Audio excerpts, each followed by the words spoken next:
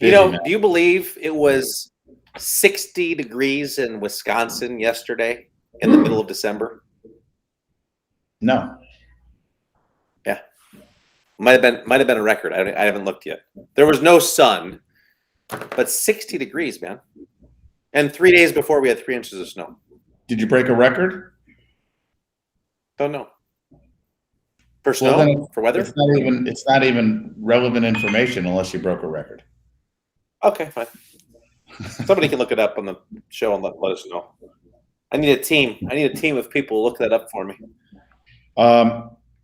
Tass, this is the last show of the year. Yeah. Just saying. What does that mean? Well, it means can you finally give some of the school owners in the martial arts industry some good information that they could do something with? I always give good information. They just don't do anything with it. So, I mean, how about that? Okay. Truth hurts. Hey, I'm teasing everybody. I mean, if the shoe fits, as they say, if it walks like a duck, talks like a duck. Hey, Madison, Wisconsin breaks record for warmest December day ever recorded. So yes, it was record breaking. That's incredible. There might be something to this. There might be something to this global warming. Yeah, I know. It's that spray deodorant and hairspray you use. I used Aerosols. to. I was the gel king. With my structured sweaters. Oh man! All right. Hey, Mr. Johnson. Mr. Johnson's on. He has great news. He broke his credit card machine. He charged too much. That was great news for him. Really? True story. Yeah. Mr. Johnson, last one of the year. Last one? Yeah, last one. Best one. Best one. That's it. That is it. So good morning, good afternoon, everybody. It's good to see everybody on for our last little show of the year and give you some advice. And today is single school owners building a team.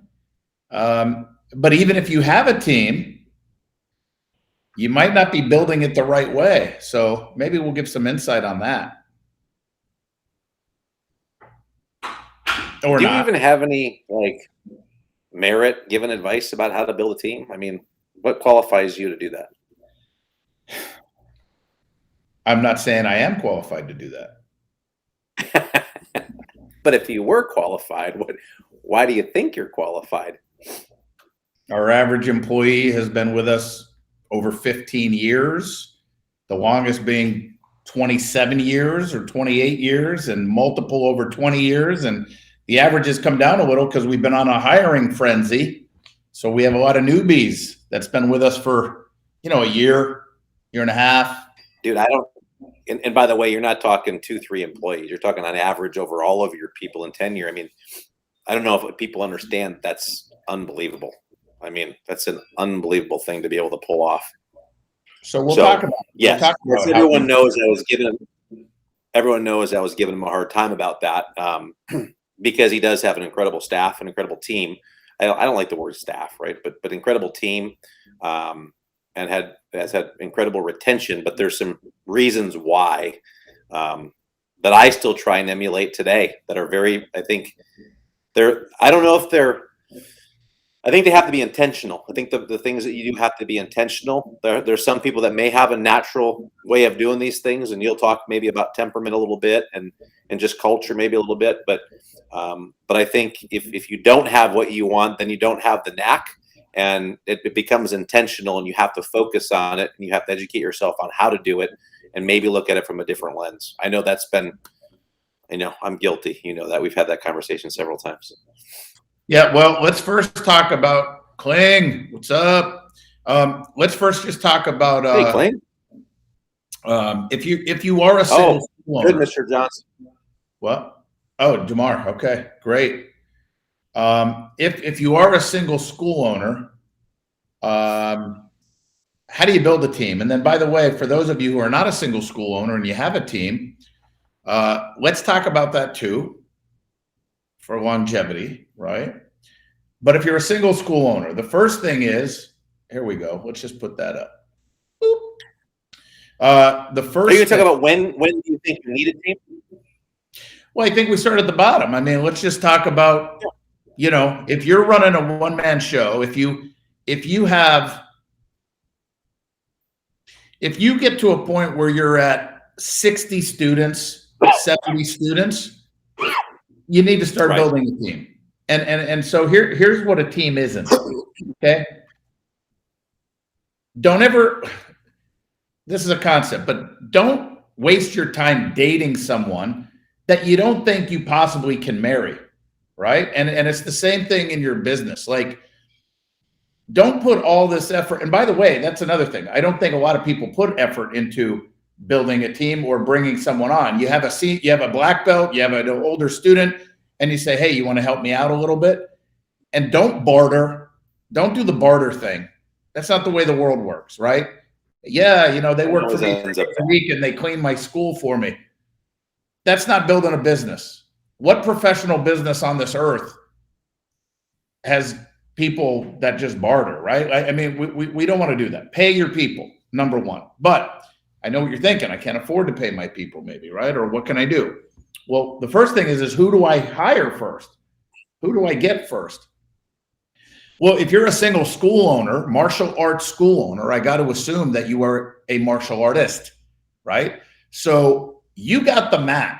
You're the one probably teaching. So the first person you want to hire is not an assistant necessarily. It may be easier, right? Like, because you say, well, I have leadership students. They help me out. You know, that's fine. You can have leadership students that help you in class. But who's the first person you hire? It's going to be someone to help you in that office or the front end. And before you say I can't afford it, you can hire somebody for like 3 hours a day, 2 days a week starting out, like Tuesdays and Thursdays, let's say, or Tuesdays and Wednesdays. And the reason I say Tuesday, Wednesday is because most of your students may come on a Monday, Wednesday, or a Tuesday, Thursday. So they're going to get to see everybody, or the majority of your students, right? But on Tuesday, Wednesday, they come in from 5 to 8 p.m. and their only job is to build rapport, say hello to people coming in, follow up with leads, set appointments. Now, set appointments for who? Well, maybe set appointments for you, but maybe you're only available to meet people on Saturday. So maybe they're trying to book appointments on Saturday until you train them on how to do an enrollment, right? Or a renewal if you do renewals, or an upgrade if you do upgrades. But when you do that, let's say you paid somebody, to make numbers easy, $10 an hour. And maybe it's 15, 12, but let's just say $10 an hour. Well, that's 3 hours twice a week. That's $60 a week. All of you, if you're at 60 or 70 students, like I said, because up to that number, you can really run this yourself, but that's with the right schedule and the right business plan as far as how you can get appointments and accommodate that with your class schedule. But once you do that, I promise you that $60 a week is going to be tenfold in return on investment. And then you take that person that may go to 3 days a week. And eventually we want that part-timer every day. I'm making this up, 5 to 8 o'clock at night, 3 hours a day, 5 days a week. So now they're working 15 hours a week. But for the majority of your students, they don't know if they're a full-timer. They don't know anything. So the next point in building a team is create consistency with your customers. Create consistency. The other big mistake is when you say, well, I got 4 people that help me. This person comes on Monday and Thursdays. This person's here on Tuesday, Wednesdays. I have this person helping me on Friday and Saturdays. Nobody knows what's going on. All you have done is hired or got help for convenience and not hired or got help for an investment. You got convenience because you got people there that can help you warm up a class or help take care of somebody, but not investment, where they know everything that's going on. They know what happened with that student yesterday or the day before, or that parent or these customers or this walk-in or this trial. Consistency. And the majority of you run your business from 4 or 5 to 8 or 9. You know, the majority of your business is in that time. So part-time, eventually, hopefully leading to a full-time position. This is how you start building a team. But before we go on to keeping a team and motivating a team, Tass, what do you want to add as far as just building a team or how you get that going? Yeah, I mean, I think the biggest question that we get, all the time is, when am I ready for that first person, right? And I think you said it. If you start getting to 50, 60 students, there's argument to say you can handle 100 students on your own, but you're going to be running your tail off. And so, I think you said it, the first person, whether that's a part-time program director or whatever, it's the easiest person for you to hire. And then we can go into, okay, well, now what do we do with that person? How do we keep those people? How do we get them, coming down the line and get into full time and things like that? But that's going to free up some time for you because you said all this, but the biggest thing is you just don't have time for enrollments, or if you do upgrades, or if you're doing renewals. And some of you are going to say, well, yeah, this is why we do month-to-month programs, so we don't have to worry about that. And I will tell you, well, you could pay for your program director 5 times over, 10 times over if you did term programs and did programs versus memberships and upgrades, so on and so forth. So that's not a reason to have month-to-month memberships, because you don't have time to service your people. Just like as a side note, I want to make sure that I bring that up. So that's what I have to add. Okay. And Mr. Weaver, this is good, because this is what's happening. Use technology as much as possible. My annual app fee software works way better than a single mom or dad who wants to help. Less headaches. That's out of context a little bit, because I would tell you, do not use technology in this context as much as possible at all for enrolling or renewing or upgrading or building rapport. Technology will never take the place of customer service and face-to-face rapport ever. And remember, you are correct here. Maybe it is better to use technology than to have the wrong person doing this stuff. Like, if you didn't train someone to answer your phone the proper way, it's better for it to go to voicemail than having somebody answer the phone in an unprofessional manner. And I don't mean an unprofessional manner where they're answering your phone saying hello, like not unprofessional in that way. Unprofessional in how to respond, how to set an appointment, what questions to answer, how to answer the questions. That's what I mean. It would be better to go to voicemail and let me call that person back, right? And if you want to build a team, if you want to build your business, you got to get out of your own way and really believe the saying that you cannot afford not to hire someone. I mean, and that's how we feel. I remember being a school owner. I remember thinking I can't afford it. Go ahead. So walk us through that for a second. So I know we've had this conversation. I'm like, I just don't know if I want to bring this person on. And I think some of you and some of us, right, and me included, let me give a backstory first. When I was younger, my parents would always tell me, Shane, it's way easier to get a new job when you already have a job, right? And I was like, yeah, that doesn't make any sense. What are you talking about? So, of course, now I look back at that, it makes perfect sense. But I think we have this hesitancy with hiring somebody new. And my parents would also tell me, as I was a struggling martial arts school owner, which was my hobby, and I didn't have a real job. So they would say, listen, you don't have to do it forever, Shane. Just get a job so you can have some money right now. It doesn't have to be forever. And I was bullheaded about that. And I never wanted to go get a freaking job. I just wanted to make my martial arts school work. Like, I came up with excuses, and I was, creating ads every day and figuring out a way to make it work. My point is that some of us think we can't afford it. He's saying the same thing, but then walk us through, Metz. How much does it really cost? And how long are we on the hook for this so-called employee if things didn't go well or if things didn't go right?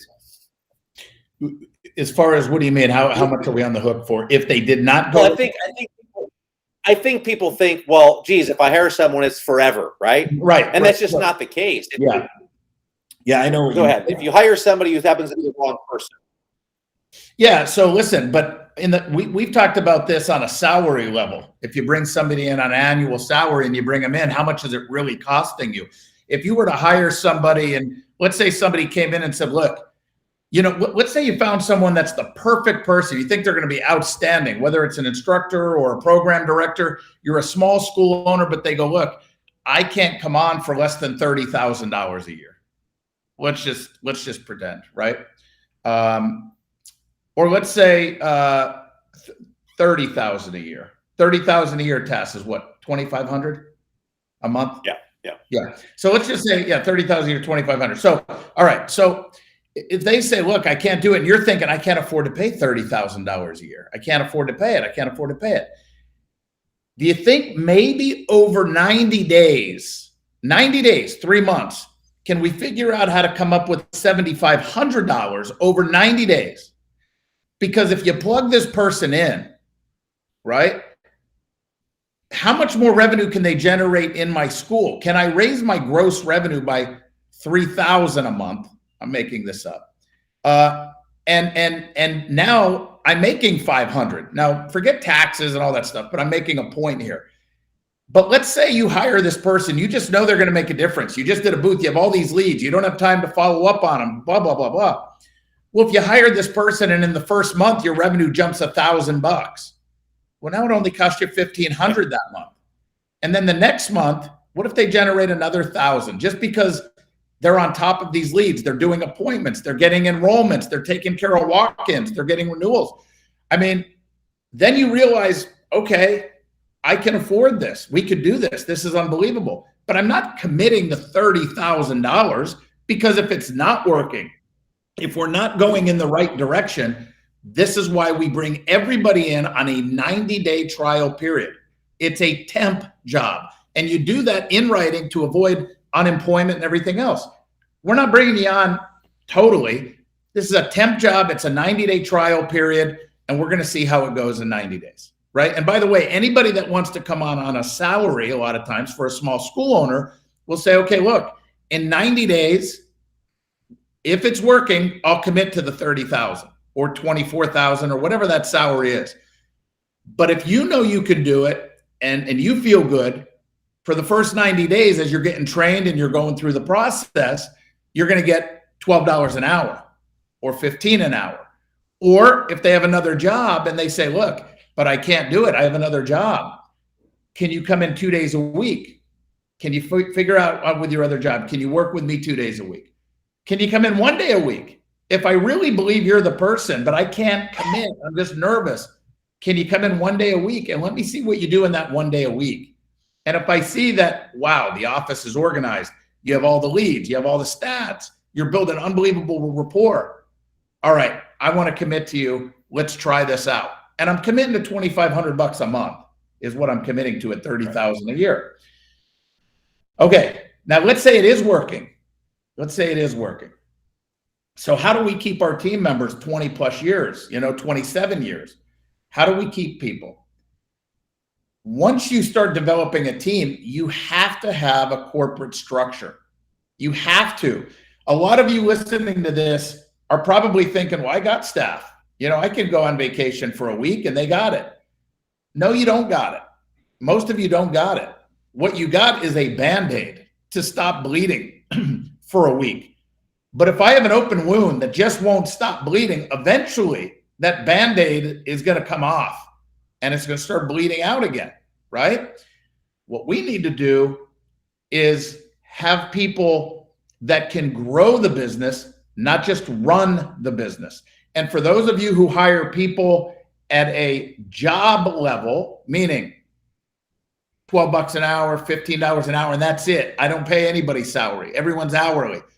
What you have is a Band-Aid. They are temporary. And they may be temporary for 5 years, but they're temporary. You're not going to keep those people for 20 plus years. You're not. And you're going to have to start over. But why? Why do that? Why even start over? Why don't you build a true company to where you build people up to where it's their career? They're going to bed at night wondering, stressing like you do, like, man, we lost 2 students last week. What am I going to do? If it's a job, they don't have that level of stress. And by the way, not everybody wants to be financially successful. So some people may not want that stress, and that's okay. They're just not for my company. I don't want anyone in my company that doesn't want to become financially successful and grow. If you don't want to grow, go work for someone else, because I don't need temps. I don't want people where we put all this training and effort in just to see you leave in a year or two. We don't do that. Right now, the next thing, and then Tass, I'm going to throw it to you. People will come to you and say, well, you might have a great teenager where you're like, I got them for 2 years, then they're going to college, and I know they're going to college in 2 years. No, you don't. You don't. Why are they going to college? Well, they want to be an engineer. Why do they want to be an engineer? Well, they love being an engineer. Do they love it more than martial arts? Well, no, they love the martial arts, but engineer is where it's at to make a living. But what if you can make that living financially in the martial arts? Is there a possibility you may want to do this as a career? Let me show you the opportunity you have with us and see if that's even a possibility for you or a consideration. And Tass, you know this. It's not that I talk kids out of college, right? But I sit down with them and I just make sure they're aware of the opportunity, because most people, you included, viewers, you have no idea the career opportunity you have in the martial arts, because most of us in the industry are not making, an unbelievable wage. And before you say, well, it's not about the money for me, why not? It should be. It should be about the money. It should be about the impact on your community. It should be about quality of martial arts training. It should be about giving opportunities to your black belts. But money should be in there. It should be also about the money, right? So you want to be able to do both. I just got done having a meeting with one of my managers, and I said, "Where do you want to be?" They want to be at. Say hi, everybody. It's the Metzger Tassoul. Can you get in there? Up there, Sil. There he is. All right. I know, unbelievable, dude. I know. I'll confirm that in a minute. So anyway, the thing is my guys know that there is an opportunity to make over 6 figures in the martial arts, and I give them every opportunity, the pathway, and what I called it was climbing to the top of the mountain. And I'm going to give you all the equipment you need, but you got to climb the mountain. But you're going to have all the equipment, and you're going to have a group of people behind you pushing you up that hill, up that mountain. But not everybody wants to climb the mountain, and that's okay. But then go do something else, because if you don't want to climb the mountain, where's the drive and the work ethic going to come from when there's things that you got to do that you maybe don't love doing, or when things get a little tough? For example, COVID. When COVID hits and I need you in front of a computer screen trying to give education through a computer screen temporarily, where it's exhausting and it's different, what's going to keep you doing that, right? If you don't, what's the motivation? And there's different motivations for different people, but they have to define success to me. And if I can show them how I can give them what they want, I want you in the company if you're a good person, good people, right? So, and by the way, last thing I'll say, people over position.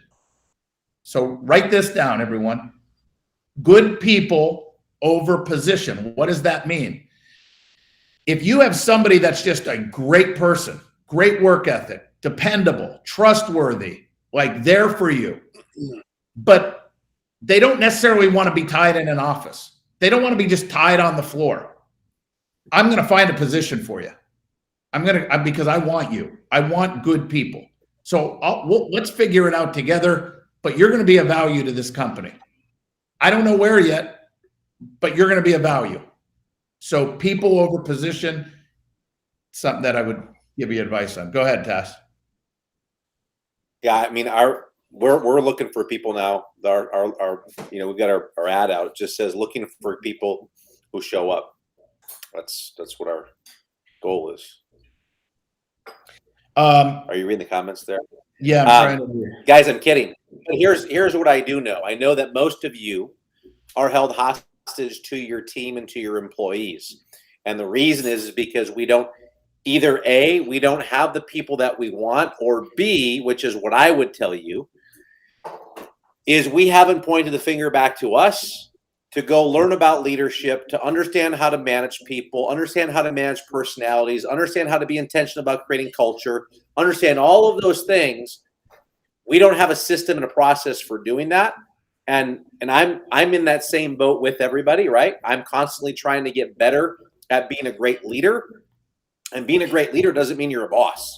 Being a great leader, it's like the whole concept of, you lay the belt across the floor, and the instructor will tell you to push the belt across the floor, and the belt will kind of like scrunch together, right?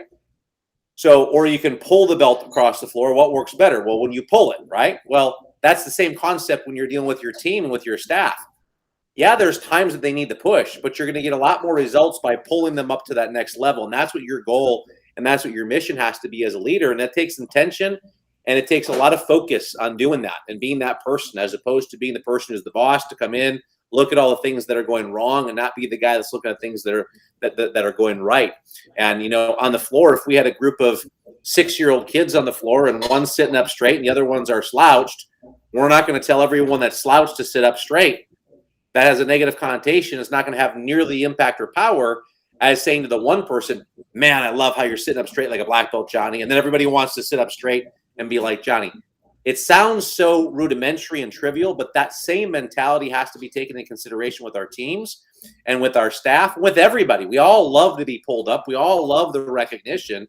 And if we can get focused on that, that's going to be what they're going after, is that recognition on those good things that they're doing. And you won't get tired. Video training, I think, is always very helpful. And I watched a video. This is in the last 6 months. I watched a video of a team meeting that I did, and I was disgusted with myself. And I said, you know what? No more. This has got to change. First of all, I don't like watching video of me anyways, right? But secondarily is I couldn't believe that that's how I led a team meeting. And I'm probably my own worst critic, but at the same time, it was an aha moment for me. So I would invite you guys to kind of inspect what you expect, number one, but also what would you expect, or how would you expect somebody to treat you, and how would you want to be treated as that team member, and pull them up to that next level. I know when I go to Orlando, and I talk about Orlando all the time because the culture there is so great. There's a lot of joking around. There's a lot of fun. There's a lot of smiling. There's a lot of laughing, but there's also a lot of people getting the job done. And that's what's the most important thing, is everyone's getting the job done. And Met said it, but we don't hire people for a job. We're looking for people that want a career. And that's really, at the end of the day, what we're looking for. And I know it's difficult to find people, and you may need to take that piece of coal that you have, and you need to put some pressure on it, and you may need to take some time and polish it and turn it into a diamond. So, we can find those people. We can develop those people. It is easier when you found people over process, as an example, or people over position, right? Because if you find great people, right, that you don't have to train on, like the character and the wit and the fun and the just being personable, because those are hard things to be able to train sometimes. Someone's got to want to be able to do those things. But when you can find that great person that has those things, and they can build rapport with people, they're naturally likable and things like that, then 100% the position can be taught to anybody. But they're just going to excel with it faster, and you're going to have less challenges with a person like that in your business, because they're just very likable and approachable. That's the key. All right. A lot of questions here, man. Yeah, there's some really good questions here. So look, Mr. Stewart, if the goal is a second location in 2022, do you hire a program director before being ready for?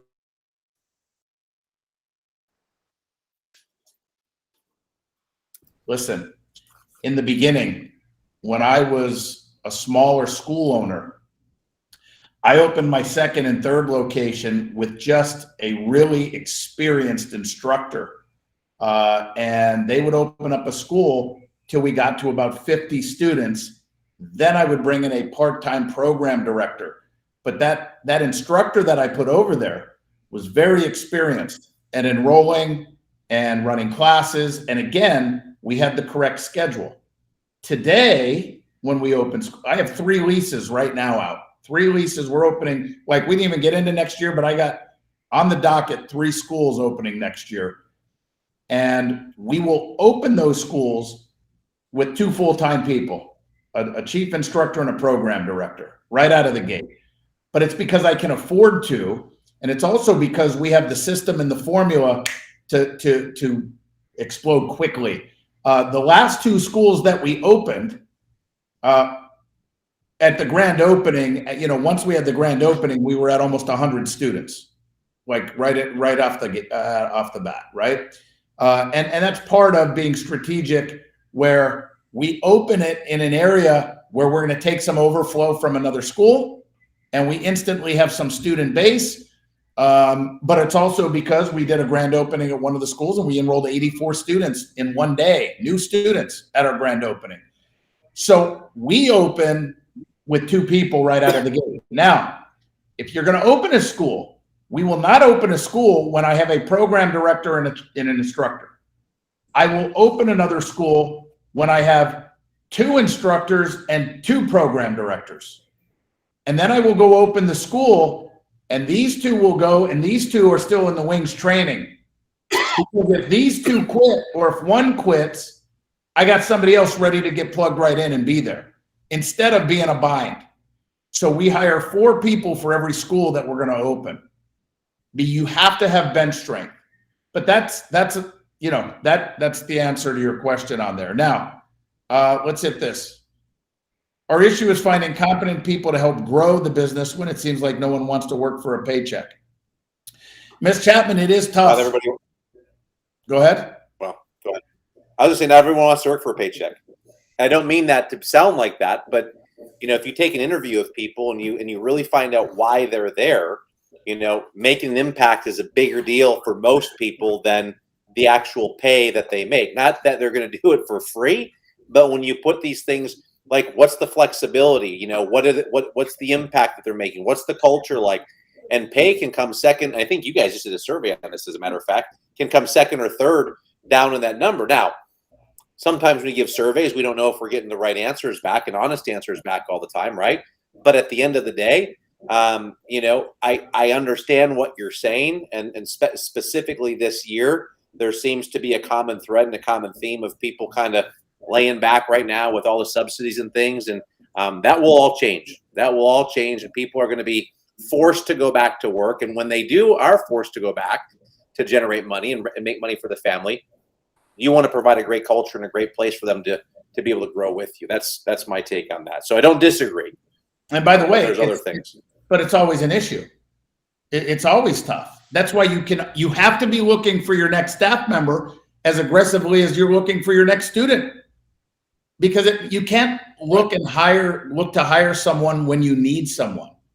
You got to always be looking. And that's why I said, if I find somebody good, I will find a spot for them in our company, because it is tough to find good people in any industry. That's a great point.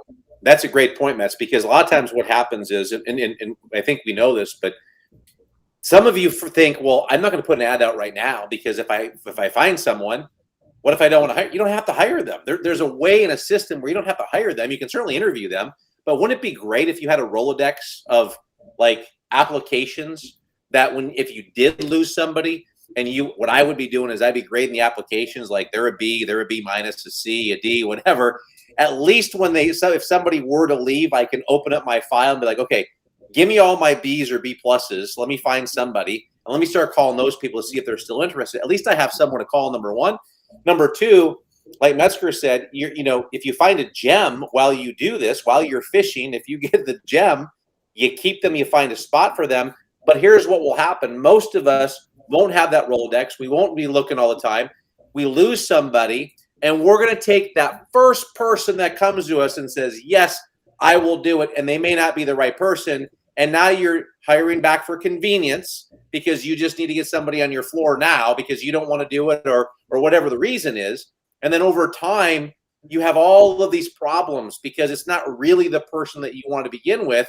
It was someone, it's another Band-Aid that you put in who ends up being long-term because you weren't prepared for it. And this is a vicious cycle that can happen over and over in your school. And that's why you got to have ads out all the time, like you said, looking for great people in your school. Right. How do you hire instructors if they don't know your style? It takes 5 years to get a black belt in mine. If you do kicks and punches and somebody's a black belt in another style that does kicks and punches and they're good people, you teach them your your patterns, your curriculum, and we respect that. We respect that belt if they're decent, right? I mean, if they have skills. It is not the same if you do Taekwondo. You cannot hire a black belt in Brazilian Jiu-Jitsu and train them in your style. It's too different. So, but if it's a stand-up kicking and punching style, teach them your curriculum. Your curriculum doesn't make a good martial artist, right? The person does.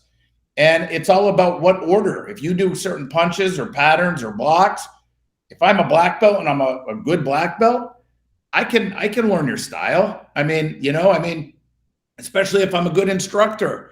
And the other thing is you don't have to cram your entire style down somebody's throat in the first 3 months. It's like, look, let me just get you competent in the beginner. You're a black belt. I'm going to respect that. You have skills. You kick better than me. You're faster than me. You look great. But let me teach you the beginner curriculum so you can start working with beginners, right? And you start there, and then you start bringing them along. And by the way, we're transparent with people.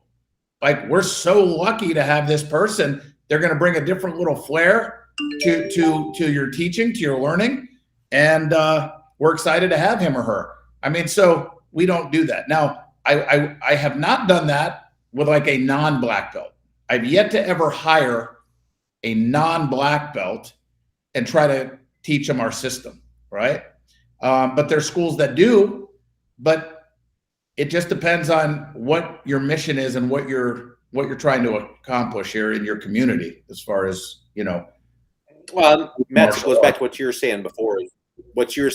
As well. I mean, if you hire the right people, well, who's part of the right person here? Well, that right person might be, not only they have great charm and charisma and personality, but they're also an athlete, by the way. And that person may be an easier person to put in that position than somebody, obviously, who's got, 2 left feet, so to speak. Right. Do you post help wanted, or do you find them amongst your members? Do you go outside the school? We always try to hire from within. And when I say that, I mean specifically for instructors. We try to hire from within with students that have been with us, that know our culture, know our system, has been with us for years, are in the leadership. We always do that. However, I will not stifle our growth in our business if I don't have those people. I won't stifle our growth. So I'll put ads out. If you put a help, listen to this. This is a big tip for you guys. If you put a help wanted sign in your school, or if you blatantly broadcast to your members, I'm looking for an office person, I'm looking for a program director to hire, and you have that wacky parent that's been with you for a couple years, but they're just a little off. Well, when they come in and say, hey, I'd love to work in your office, I want to do it. What are you going to say to them when in a month and a half from now, you found someone else, but it took you a month and a half? It's one thing if you have somebody start in 2 days, you could say, oh, we filled the position already, and somebody's there. But what do you say to that parent when you keep that help wanted sign up for the next month and a half on why you didn't give them a shot? That's the danger of putting the help wanted sign in your school, right? Right. And if you hire a parent, from your school and you think they're going to be good and they get in there, remember, they're seeing the back end now. They're seeing your numbers. They're still a parent. And what if it doesn't work out? And it's just not working out in the office, and you got to let them go. Did you just lose a student too? Are they going to talk to other parents saying, oh my gosh, they're just trying to do sales or trying to do are they going to give you a bad rep? So it's very dangerous hiring parents to work for you, in the school. There's circumstances for sure, but you got to be aware of these things. Yeah, for sure. For sure. And then again, same thing. There's a right way and wrong way, right? So some people, when they do that, we like to keep things separate, just throwing this out. But these are all systems that we have. But some people will say, well, then you have them pay tuition, or don't they pay tuition for their child? And there is a period that they're going to pay tuition for. So we separate out. Here's the employee. Here's the team member. Here's what you get paid for that. Here's what you pay for your martial art lessons. Because if things don't work out over those 90 days, well, then they're still paying their martial arts. You're not in this awkward situation of, you know, trying to, well, you guys start paying for martial arts lessons again, then you lose a student over it. So there's all systems for these types of things. What was the next question? White to black? How long if they're a black belt in another style? Yeah.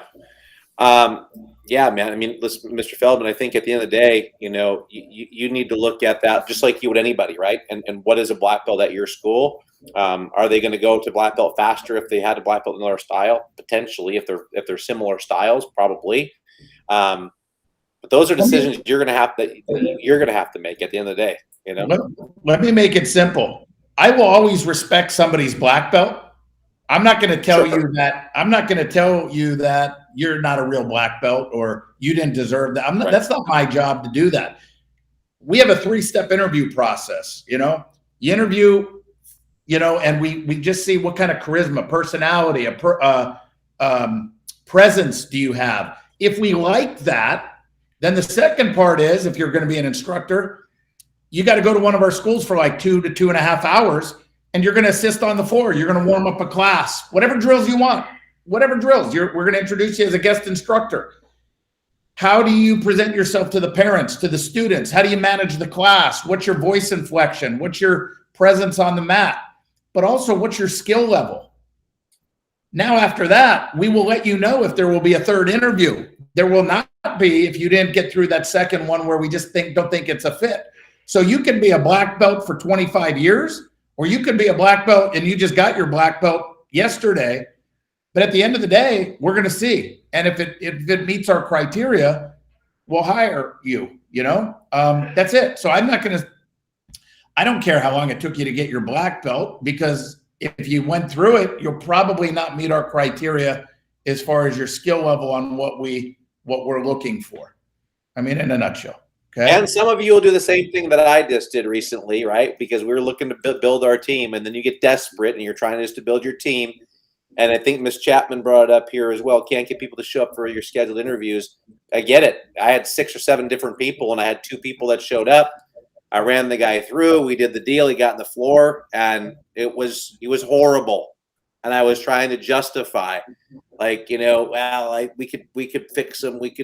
He wasn't the right person. He wasn't the right person. So you got to, even though we're giving you guys all these processes, right? Because I've made the mistakes, because I've been in a position where we've been desperate. We're looking for bench strength. We're looking for growth. We want to do that.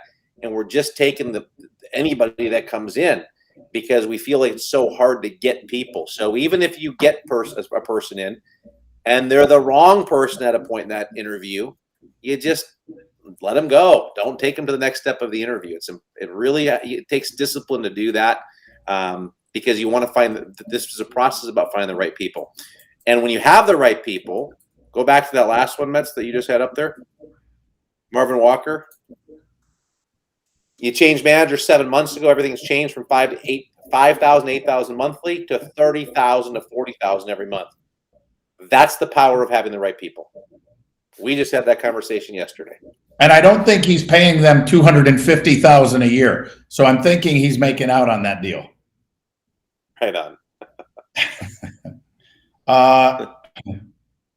Now, growing a team also requires pruning. Can you give us a little example of your pruning process, knowing that you will lose a student? How do you keep that all together? What do you mean by that, Mr. Weaver? Like, you know, when we hire a parent and we get rid of them and we know we're going to lose a student, or what do you mean about that? Growing a team also requires pruning. I have a team member that needs to meet Jimmy Hoffa, but the rest of the family is really cool and I don't want to lose them. Do you have any friends in the industry that provides a service? No, but private message me. No, I'm teasing. Yeah. So I have a team member that needs to meet you. Okay, but the rest of the family is really cool. Oh, so he has somebody working for him that may be a little bit not good. Yeah, that's tough. I mean, it's tough. I mean, you just got to let them know that, look, we want to make sure that we give everybody an opportunity to be as successful as possible and happy as possible. And I don't think this is the right fit. I think that you'd be better somewhere else in the work area. in working, because it's not fitting here on the work front. And by the way, Mr. Weaver, depending on how bad the team member is, if I'm going to lose 5 members, I'm going to lose 5 members, because depending on what they're doing or how bad they are, I may be losing 50 members over the next year by keeping them. So you got to know when you need to cut ties. You got to know that. I mean, there's nothing about for sure. No, I was going to add on, but it's not fun. You got to keep your numbers. Got to do your stats. Yeah. I really dislike him. Then it's not working. You gotta change it. You gotta make the move and just change it. Period. And here's what I will tell you.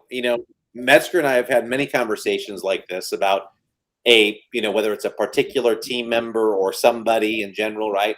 Like, if you find yourself continually to talk about the person, it's just mentally exhausting. It's time for them to be done. It's time to make a change. Let me put it that way. It's time to make a change, right? So whatever change that is, it's time to make a change.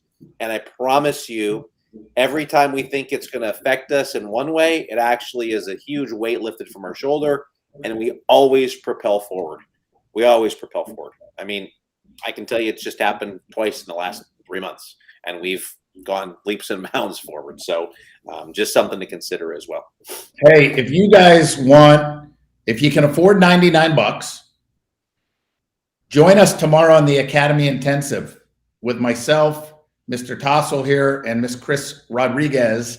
The 3 of us are leading a virtual seminar tomorrow from 9 Eastern to 4 Eastern, and it will be recorded if you couldn't stay on there the whole time. But there's going to be breakout rooms. It's going to be interactive, and it's $99. And if Shelby or Perry or Chris or anyone's watching, if you want to post up the link, because I'd love to get you guys on there tomorrow. Again, 9 to 4 Eastern time, 9 a.m. to 4 p.m. Eastern.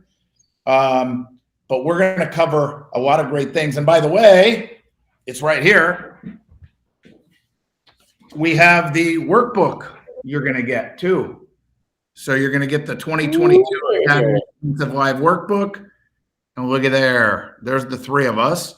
But 9 to 4, if you guys want to get some things that, again, if you can watch it all tomorrow and be interactive and be in the breakout rooms, great. But it's also something to do over the break, where you can watch this and take it in sections. But here's an outline of the day, by the way.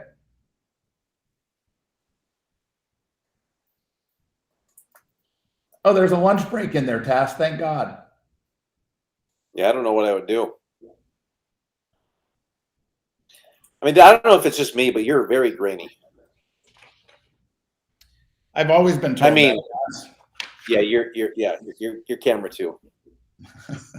Anyway, guys, tomorrow, here you go. It's $99, 9 to 4. If you get anything out of these little Metzger Tassoul shows, I think you'll get something out of, 9 a.m. to 4 with a lunch break in there. But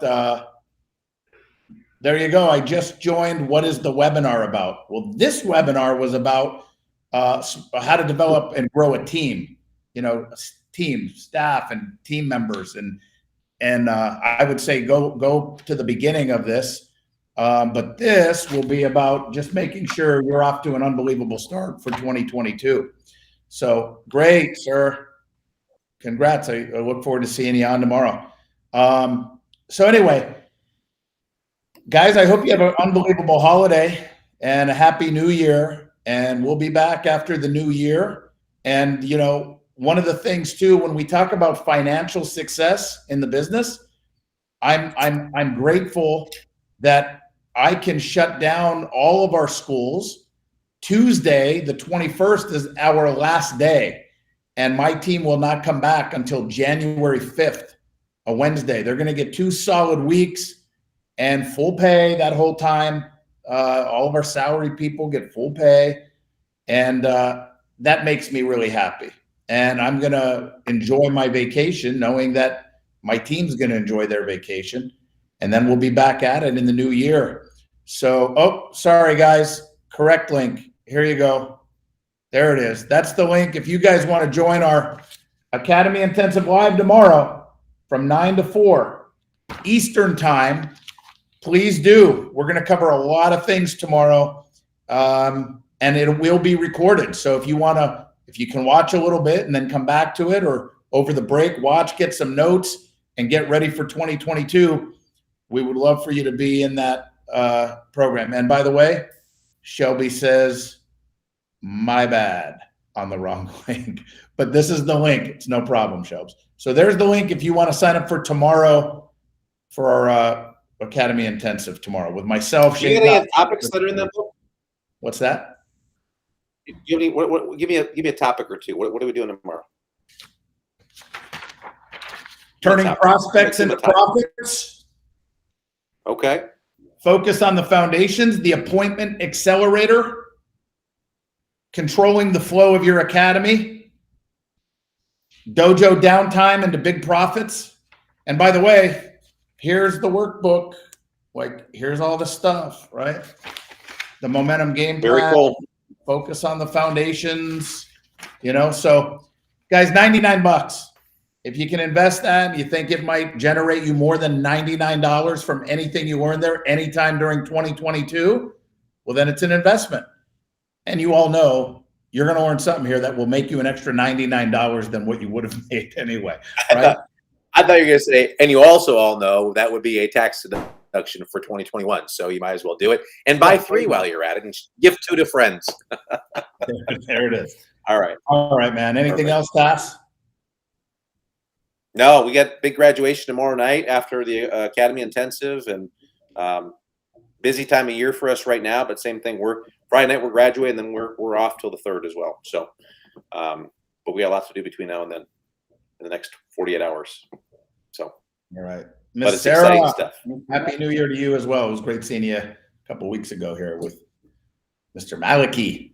So, thank you guys. Happy holidays. Look forward to seeing you guys back come January. And we got great things planned for the show come next year. Really good things. We're excited about what we're going to do that I think is going to really motivate and give you guys insight on a lot of stuff. So, Inspire you, yeah, for sure. It'll be good. All right, guys. Appreciate it. All right, team. Appreciate it. Yep. Have a great holiday.